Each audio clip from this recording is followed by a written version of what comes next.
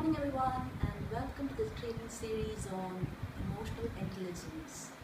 Today, as you know, we're going to be talking about something very interesting and just a little recap on what we did in the previous session.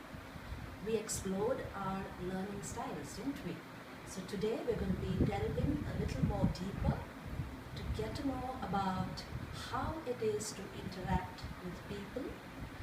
As you may know that we are social beings and we need to interact on a daily basis. So the first step would be a team activity. Nice, isn't it? So what we'll do is we'll work in pairs around the room, and you need to be talking with each other about what you find most comfortable while you are engaged in a conversation, either with a guest or a colleague, and what you find least comfortable while you are engaged in a conversation, again, either with a guest or a colleague. So first up, before we do that, let me try and talk about my own experience. For me, the most comfortable part about engaging in a conversation would be when the person is sharing his or her experiences, being a little bit funny, talking about what he or she went through, probably on a recent travel or a hike, or maybe even something like house hunting. And why do I like such people? I like such people because they are interested in sharing their experiences in detail, and in between they would also like to know about yours. So it's more of a conversation. Now, on the other hand, when am I a little not comfortable while interacting with people is when they talk in monotones, like this, no, maybe, quite often, probably. Well, it's difficult to continue the conversation with such kind of people. So, I guess you are ready with your answers by now. You have discussed amongst yourselves, and let's kind of share what you have discussed in your teams out there.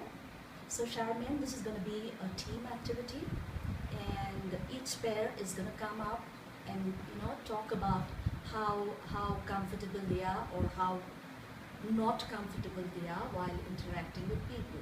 So this would take about 5 to 10 minutes. This is a mock demo video, so I'm not going to have those pairs up here. So for now, let me get started with the presentation for today. So we are going to be talking about social styles. Now this is a very, very important component of emotional intelligence. Having learned about how we learn, we could have been reflective learners, we would have been theorists or activists or judgmental. We all know what is the best learning environment for that. Now, to delve a little bit deeper, we get into something called social styles. As you can see on your computer screens, that's it. That's your winning factor, where you inspire gold medal performance in your teams. Wow, lovely, isn't it? So let's get moving. So there you go, all of us as a team. When we work together, we are from different backgrounds, we have different social styles, but when we understand each other's social style, what happens is we are gunning towards success and what more. So, understanding social styles is a topic for today. I'm sure some of you must have heard about this topic in the past. We kind of brushed over it a bit in the previous training session. Now we will go in detail. All right. Social styles are proven to improve interactions with others and are more effective by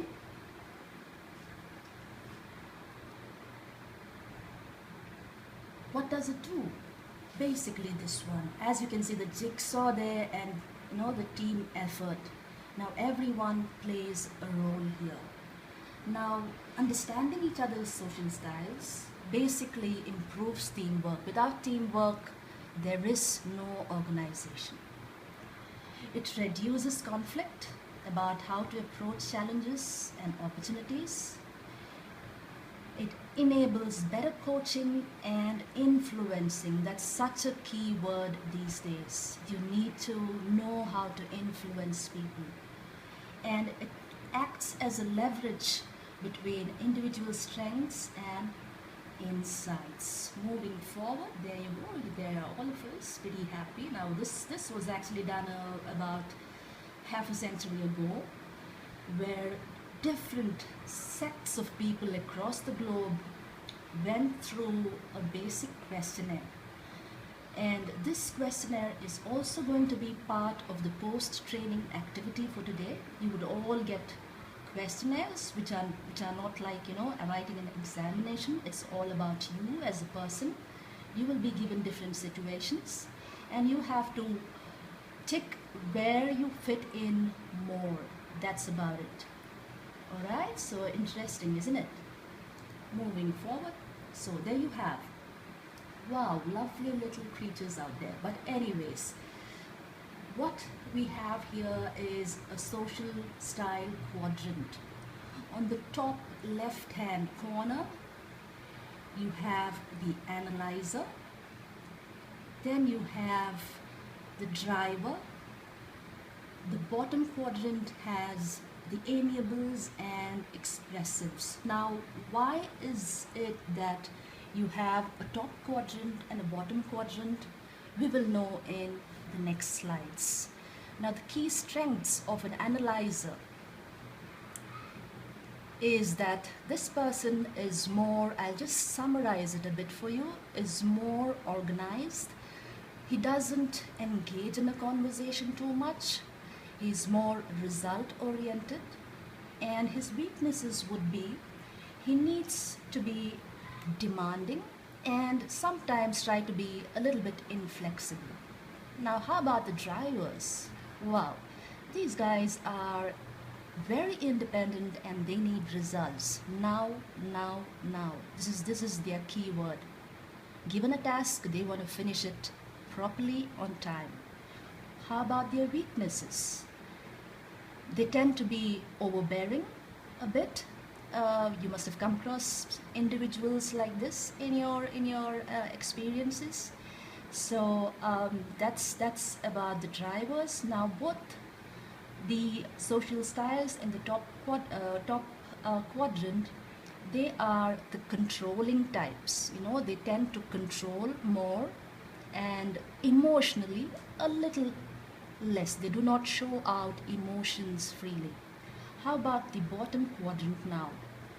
Alright, to your left are the amiables. These are the very friendly, very loyal, happy-go-lucky people, but tend to be very, very emotional. How about the expressives? Hey, the expressives are like, hey, look at me, look at me. They want attention. They want attention all the time. And talking about the strengths and weaknesses of both the amiables and the expressives, weaknesses for the amiables would be they need to have, to conform to permissions, meaning they need to be more on the opposite quadrant, in the sense they need to lead at some point in time and not follow all the time. And the expressives, they tend to be unrealistic and disruptive. Being expressive, they can get a bit overexcited, and this is something which could go wrong while in an interaction. I'll tell you a little story about this a bit later as we go through the session. Okay, moving on. The analyticals, in one single word, they could be taught as thinking individuals. They really think a lot before making a decision. How about the drivers? As I said, the drivers are people who need action. You would normally find them leading people. They would fit into general managers, department heads, and so on and so forth. How about the amiables? They are ones who believe in being in relationships. We're talking about work, we're talking about working in teams. They don't like being alone, they like being in teams. How about the expressives? Now, just like the snap of a finger, they don't think, exactly opposite of the analyticals. Now we can see the opposite uh, sides there. Now here, what's happening? The analyticals are thinking all the time, and look at the expressives. They jump into a decision without thinking and later on regret about it. All right. So far, if you have any questions on any words that you cannot comprehend or the pace of the training, please feel free to stop me and we can go over it all over again.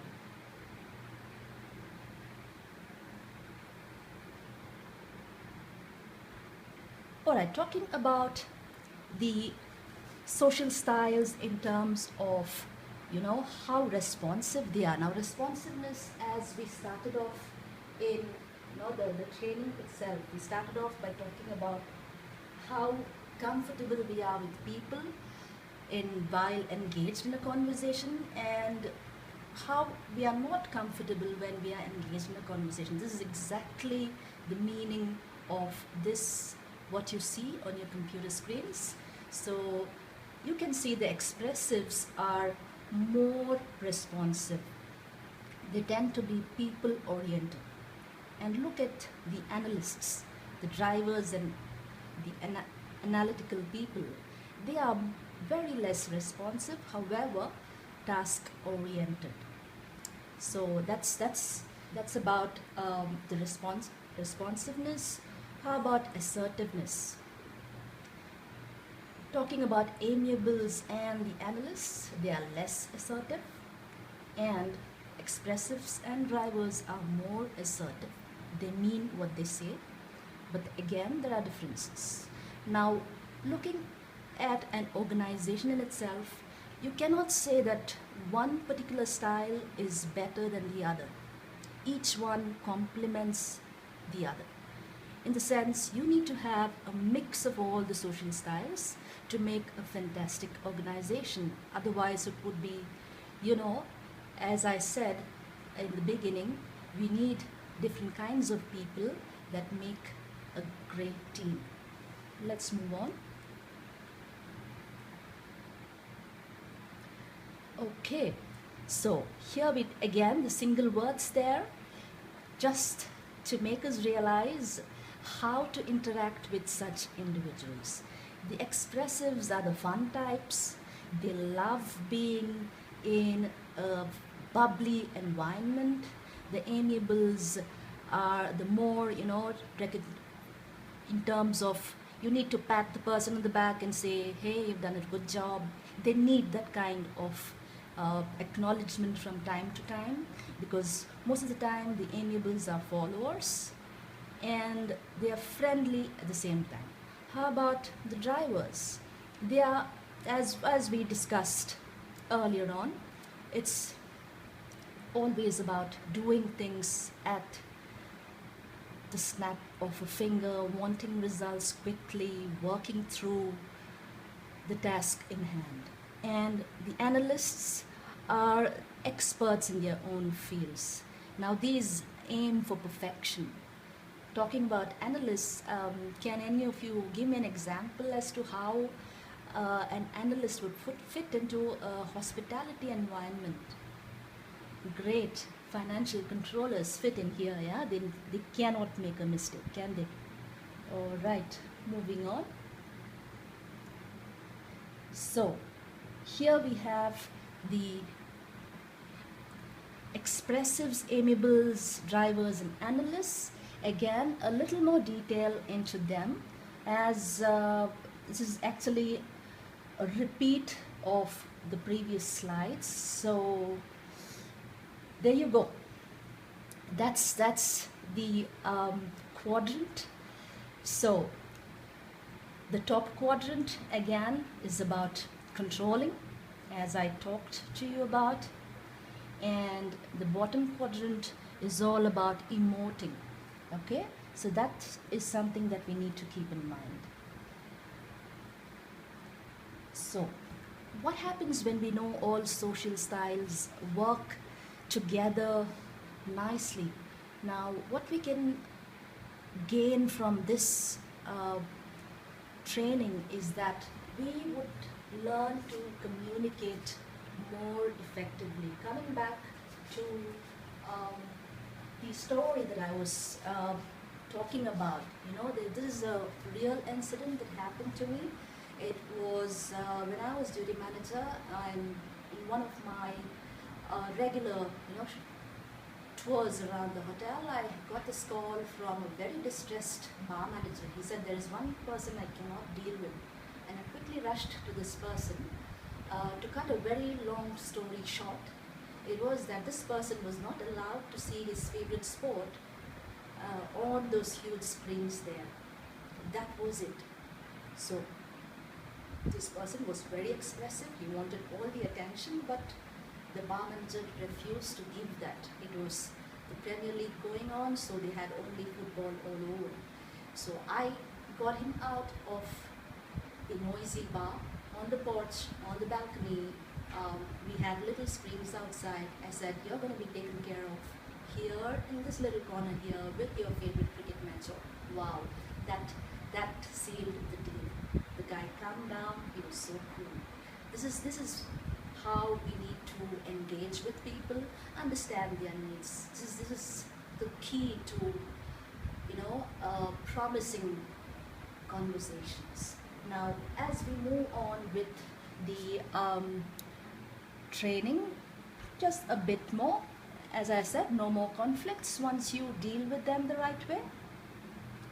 You build better relationships, and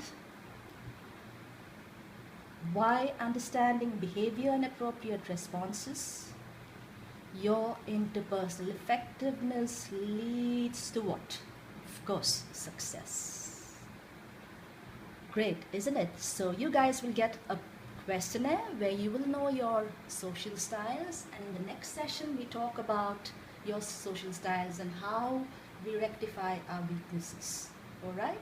So for now, if you have any questions, please.